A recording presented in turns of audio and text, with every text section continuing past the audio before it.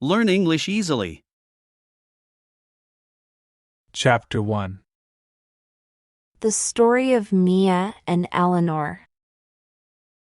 When my family and I first came to live in the little village, surrounded by gentle hills and wide stretches of green fields, I was amazed by how pretty everything looked. But there was one place that was even more magical than the rest of the village. It was a garden owned by an old lady named Elinor. Her garden was like a rainbow, full of different colors and smells, with all sorts of flowers and plants growing happily. Every morning, I could see Elinor from far away as she worked in her garden. She looked after her plants so carefully and lovingly. It made me feel warm and happy inside just watching her. She would water the flowers, trim the plants, and sometimes just stand and look at them, as if she were chatting quietly with them. It was clear that her garden meant a lot to her, and her hard work made it a truly special place in our village. I couldn't stay away from that beautiful garden. It was like a treasure chest of colors and a concert of sweet smells all mixed. Soon, Elinor saw how much I loved her garden. She smiled kindly and asked if I wanted to help her with the gardening. I was so happy. Elinor taught me everything about the garden gently and patiently. She showed me what each plant was called, how to take care of them the right way, and even little secrets that made the garden so special. But the biggest thing she taught me was to be patient and kind to all the plants and flowers.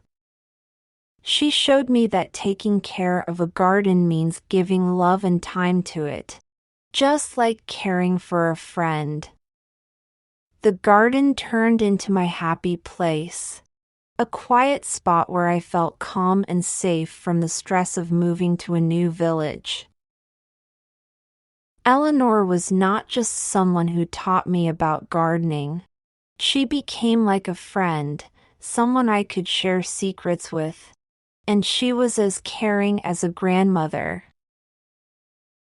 We would often sit together among the beautiful flowers, sipping tea and chatting about all sorts of things, big and small.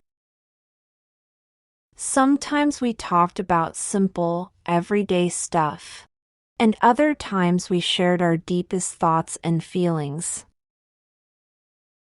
With every chat we had, our friendship grew stronger, just like the seasons changing around us in the garden. As time went by, I found myself loving nature more and more, all thanks to the many days I spent in Elinor's garden.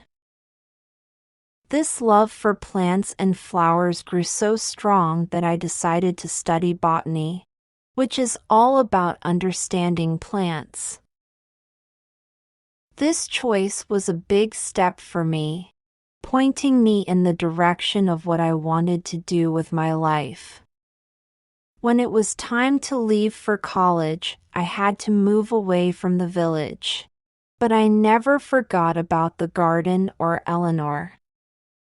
No matter where I was, I always remembered the garden as the place where my love for nature started. Elinor and her garden stayed in my thoughts, reminding me of my roots and how my journey began. Every time I came back to the village for a holiday, it was like walking into a big, warm hug from my family, Elinor, and of course, the beautiful garden. It felt like another part of my home. Each time I visited, I saw new things in the garden. It changed just like we did, growing and transforming. These changes made me think about everything Elinor taught me. Not just about plants, but also about being patient, caring, and loving towards everything around us. Elinor's garden was so much more than just a piece of land with plants and flowers. It was like a treasure chest filled with love, lessons, and connections that Elinor carefully built over time. She did more than just teach me about gardening. She shared with me her way of looking at the world, her kindness, and her love for life. It's like she planted these ideas in me, hoping they would grow just like the flowers in her garden. When I think about the past, the garden means so much more to me than just a bunch of plants. It's a reminder of the special friendship between Elinor and me. It's like a symbol of all the fun times we had, the moments we were sad together, and the many, many stories we shared. Every time I remember the garden, I think about how Elinor's kindness and our connection have taught me so much. As I go through life, I always keep those lessons from the garden close to my heart. They show me how important it is to be kind, and how powerful it is to connect with others. The garden isn't just a place with flowers and trees, it's a reminder of Elinor's friendship and the big difference small acts of kindness can make in our lives. Chapter 2. Austin's Journey. From Shadows to Sunshine. Once upon a time, in a small town, there was a man named Austin. Austin was going through a very hard time. He often felt sad and worried all the time, and he didn't know how to make these feelings go away. This made it hard for him to enjoy life like he used to. Austin tried to handle these feelings on his own, but it was tough. He stopped doing things he loved, like playing his guitar and spending time with his friends. Even the smallest tasks seemed very hard for him to do. One day, Austin realized he couldn't fight this battle alone.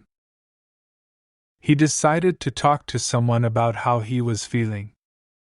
He reached out to a kind therapist who listened to him and helped him understand his feelings better. This was a big step for Austin, and it made him feel a little lighter. The therapist gave Austin some tools and techniques to deal with his anxiety and depression. She taught him how to breathe deeply when he felt worried, and how to challenge his sad thoughts with positive ones. She also encouraged him to start doing the things he loved again, but slowly, one step at a time. Austin decided to give it a try. He picked up his guitar and began to play a little every day. At first, it was hard, but with each note, he felt a spark of joy. He also started to go for walks in the park, where he found peace in the beauty of nature. Gradually, Austin began to feel better. He started to spend time with his friends again, sharing laughs and making happy memories. He realized that happiness isn't something that just happens. It's something you work for every day. Austin learned that it's okay to ask for help and that dealing with anxiety and depression is a journey, not a quick fix. He found happiness by accepting his feelings, talking about them, and taking small steps to get back to the things he loved. And so, Austin's story is a reminder to us all that even in our darkest times, there is a way to find light. It takes courage, support, and a little bit of effort every day, but happiness is possible. Thanks for watching. If you like this video, make sure to subscribe for more.